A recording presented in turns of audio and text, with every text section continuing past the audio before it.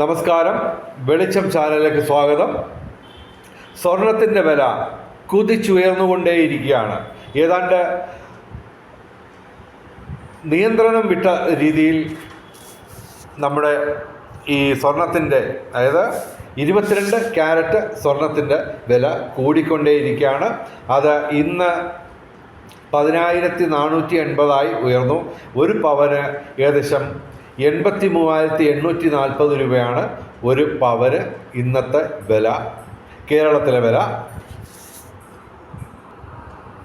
International ലെവലിൽ സ്വർണത്തിന് ഔൺസിന് $3,757 ഇന്ന് വ്യാപാരം നടക്കുന്നത്. ഇൻ്റർനാഷണൽ ലെവലിൽ വ്യാപാരം നടക്കുന്നത് $3,737 $3,758 ഇടയിലാണ് ഇപ്പോൾ വ്യാപാരം നടക്കുന്നത്. സ്വർണത്തിന് വില നമുക്ക് സാധാരണക്കാർക്ക് അപ്രാപ്യമായ രീതിയിൽ കുതിച്ചുയർന്നുകൊണ്ടിരിക്കുകയാണ്. ഈ വില കൂടുന്നത് ഇൻ്റർനാഷണൽ ലെവലിലുള്ള നിരവധി അനിശ്ചിതത്വങ്ങൾ കാരണമാണ്, എല്ലാവർക്കും അറിയാം. അതുപോലെ തന്നെ ഈ വില കൂടുന്നത് നമ്മുടെ സാധാരണക്കാർ പോയി 1 പവനോ 2 പവനോ 10 പവനോ മേടിക്കുന്നത് കൊണ്ടല്ല, മറിച്ച് വിവിധ രാജ്യങ്ങളും വിവിധ ബാങ്കുകളും വിവിധ തരത്തിൽ നിക്ഷേപം എന്നുള്ള നിലയിൽ സ്വർണത്തെ കാണുന്നവർ സ്വർണമൊക്കെ വാങ്ങിക്കൂട്ടുന്നത് കൊണ്ടാണ് ഈ ഇൻ്റർനാഷണൽ ലെവലിൽ ഈ സ്വർണത്തിൻ്റെ വില കൂടിക്കൊണ്ടിരിക്കുന്നത്. അത് കൂടിക്കൊണ്ടേയിരിക്കും ഇനിയും. അത് പക്ഷേ നമ്മൾ സാധാരണക്കാരന് വാങ്ങൽ ശേഷി ഉയർന്നതുകൊണ്ടോ സാധാരണക്കാരെ സ്വർണം വാങ്ങിക്കുന്നത് കൊണ്ടല്ല, മറിച്ച് ലോകത്തിലെ നിക്ഷേപകർ, അതായത് വിവിധ തരത്തിലുള്ള നിക്ഷേപകർ, അതായത് സ്വർണത്തെ സുരക്ഷിത നിക്ഷേപം എന്നുള്ള നിലയിൽ കാണുന്ന ആൾക്കാർ വാങ്ങുന്ന ഭീമമായ തോതിൽ സ്വർണം വാങ്ങിക്കൂട്ടുന്നതുകൊണ്ടാണ് ഈ സ്വർണത്തിന് വില കയറിക്കൊണ്ടിരിക്കുന്നത്.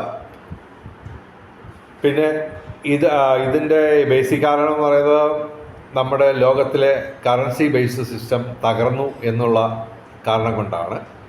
അതായത് ലോകത്തിലെ മൊത്തം രാജ്യങ്ങളുടെയും കടമെന്ന് പറയുന്നത് ഡെപ്റ്റ് ടു GDP റേഷ്യോ 328% കടന്നു. അത് 90 പാടുള്ളൂ. അതിൻ്റെ 4 ഇരട്ടിയോളം ഈ ഡെപ്റ്റ് ടു GDP റേഷ്യോ വർദ്ധിച്ചിരിക്കുകയാണ്. അപ്പോൾ ഞങ്ങൾ വിലയിരുത്തുന്നത് ലോകത്തിലെ കറൻസി ബേസ്ഡ് സിസ്റ്റം സമ്പൂർണ്ണമായും തകർന്നു, സമ്പദ് വ്യവസ്ഥ സമ്പൂർണ്ണമായിട്ടും തകർന്നു.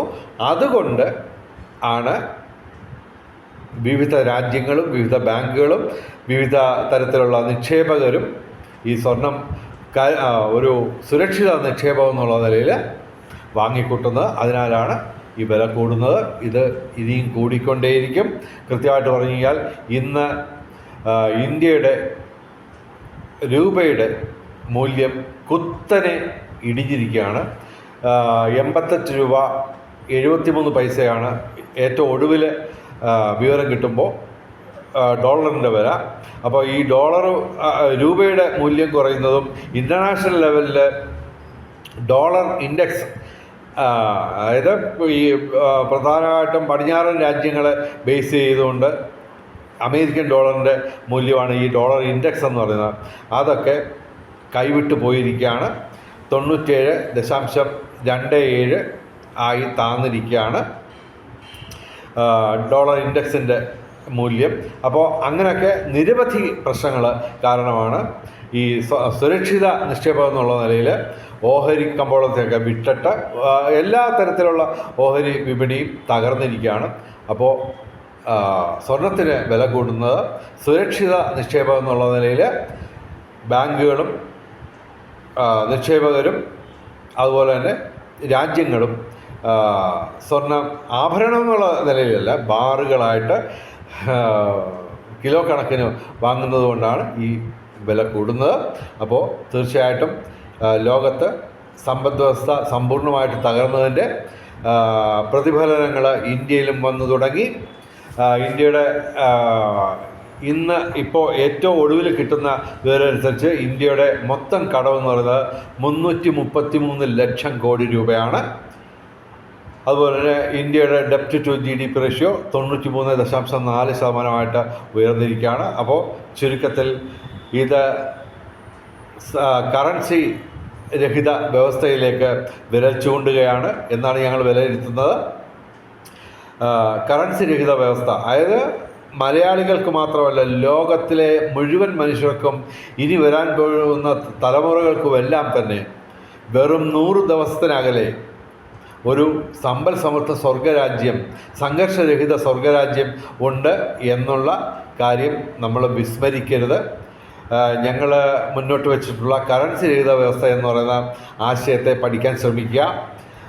കറൻസി രഹിത വ്യവസ്ഥ ഇന്ത്യയിലോ ലോകത്തെമ്പാടും